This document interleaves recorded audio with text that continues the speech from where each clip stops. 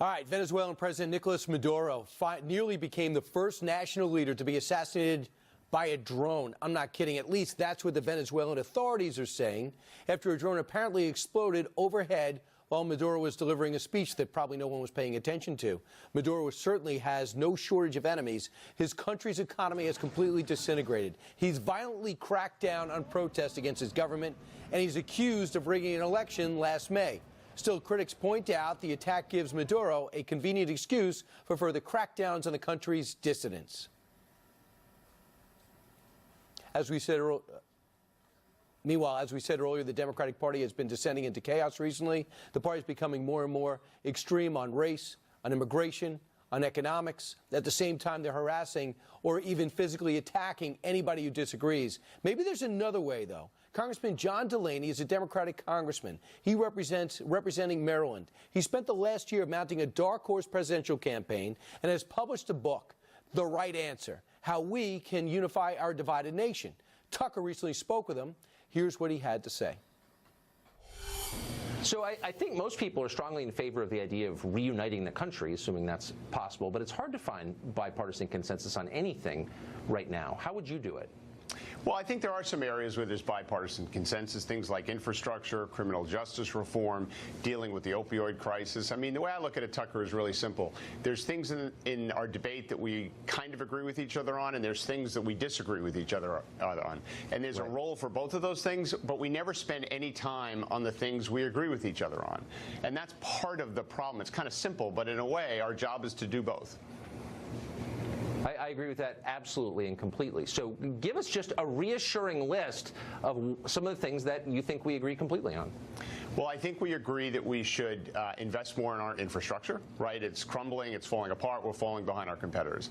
I think we agree that we should reform our criminal justice system. I mean, we've looked at the data, and it's been very unfair for a very large number of our citizens, and I think there's broad support for reforming that. I think we agree that this opioid crisis is kind of ravaging our country right now, and there's things we need to do there. So I think there's actually a pretty long list of things. I think we all should agree that technology is changing everything in our country, and it would be nice if we had a national artificial intelligence strategy like many other countries do for how we coordinate the private sector and the government sector working together on some of these things. I think there's a lot of agreement among Democrats and Republicans that we need a new authorization for military force because we're relying on a 17-year-old document to engage in all these conflicts around the world. So this is just some of the things where I think there's actually a lot of agreement among the American people. But not in the Congress. Not in the Congress. Now, and there's reasons for that. Gerrymandering is a big problem. It's a big problem because it creates congressional districts that don't really represent the American people, in my judgment.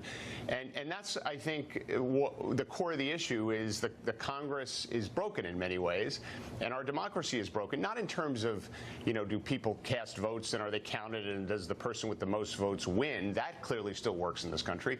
But the representatives who go to Washington don't go there with the spirit of trying to find some sense of unity and common purpose that has always formed kind of the cornerstone of the American experience. They go there and they fight and they put their own political parties ahead of the country, and as a result, we don't do anything. And I think there's a huge cost associated with not doing anything, and I think we've paid a price for a long time as Americans.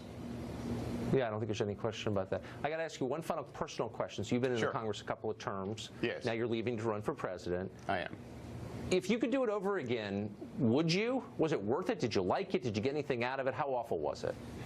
Oh, I think it was terrific. I think it's the great privilege of my life to serve in the Congress of the United States. I think this is a magnificent country. Even with the issues we have today, I think we have the best hand of any country in the world. We just have to play it a little better, and it's been an amazing experience. I've learned a lot. I've met some terrific colleagues, and I think I have a very clear perspective on the type of leadership we need, not only as president, but I think there is something deeper that we need in this country, and that is for the American people to have some responsibility associated with fixing our broken democracy and bringing us together. And I would never have had that perspective had I not served in the Congress of the United States. You're an optimist. I hope your party agrees with you. John Delaney, thank you. Thanks, Tucker. I'm not